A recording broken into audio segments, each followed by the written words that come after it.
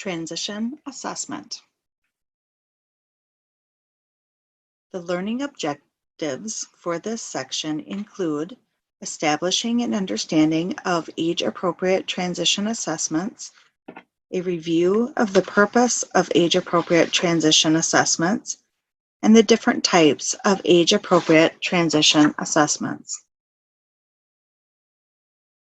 The procedural requirements state the IEP must include appropriate measurable post-secondary goals based upon age-appropriate transition assessments related to training, education, employment, and where appropriate, independent living skills. Age-appropriate transition assessments provide the foundation of the student's post-secondary transition plan. These assessments focus on the student's preferences, interests, needs, and strengths. The assessment must be age-appropriate, ongoing, and well-documented to assist the student and IEP team in creating the student's measurable post-secondary goals. These goals will focus on employment, education or training, and independent living as appropriate. Assessments must include the student's input, but may also include the student's family, educators, peers, community members, or agencies working with the student. Step 7 of the PTP focuses on age-appropriate transition assessment. As stated in the last slide, measurable post-secondary goals must be based on an age-appropriate transition assessment. If you answer no to this question, has an age-appropriate transition assessment been completed? You will not be able to continue the PTP plan and will need to conduct an assessment before continuing the plan. Transition assessment should begin well before the IEP team meeting to ensure meaningful, high-quality information is available for the IEP team to consider. The student's academic career plan, also known as an ACP, can be utilized as a transition assessment and should be reviewed as part of the assessment ongoing process. For best practice, the ACP should be utilized as one of the assessments you can utilize in writing the student's measurable post-secondary goals.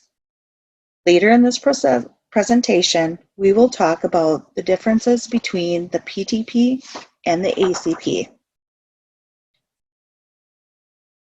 As you may have noticed in the previous slide, there is also a question that addresses if the IEP team has reviewed information from the student's academic career plan, or ACP. The ACP may be helpful and should be reviewed as part of the post-secondary transition planning process. All students will have an academic and career plan starting in the 6th grade.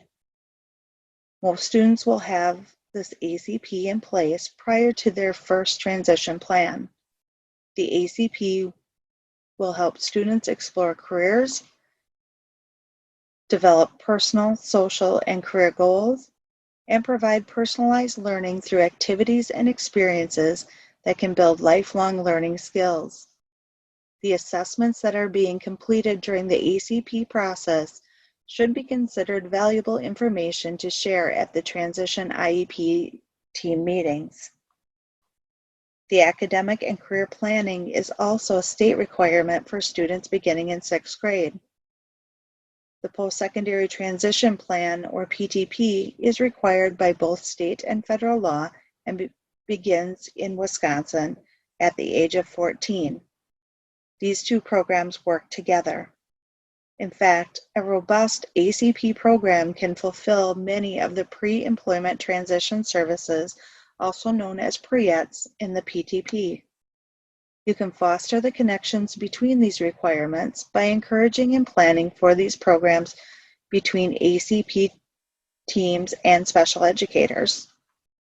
Finding links between the two and during the IEP team meeting can encourage an environment where all students graduate ready for further training and education employment, and independent living. Transition assessments must be an ongoing process to develop a good sense of what a student's preferences, interests, needs, and strengths are. The federal law requires a transition assessment to be completed prior to writing the student's measurable post-secondary goals. Wisconsin requires the transition assessment is completed during the timeframe of the IEP when the student will be turning 14. Without a transition assessment, the goals written are based on the assumptions of the person completing the PTP, not the true skills, abilities, and preferences of the student. It is important to include the student in this process. Transition assessments provide an analysis of skills to make decisions to match students to the right transition future goals and assist in making transition planning decisions.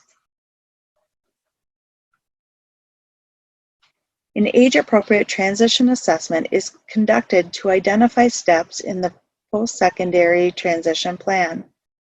These steps include creating measurable post-secondary goals, developing transition services and annual goals, informing instructional strategies, including gained information about the student's preferences, interests, needs, and strengths beyond academics, and assist in the student in learning about themselves as well. All of these steps build a future plan for the student so that they become college, career, and community ready. Mary Morningstar from the Transition Coalition developed 3 basic questions. Review these questions when choosing the age-appropriate transition assessment. Where is the student presently? What do we already know about the student's strengths, preferences, needs in employment, education, and independent living? 2, where is the student going? What methods and sources will provide the information you need to help them reach their goals? Who will gather the information, and what role will the student play in the assessment process to plan for their future? And when will the assessment data be collected and used for transition planning to develop the needed transition services to reach their goal? And 3, how does the student get there? Is the student making progress towards his or her specific post-secondary goals?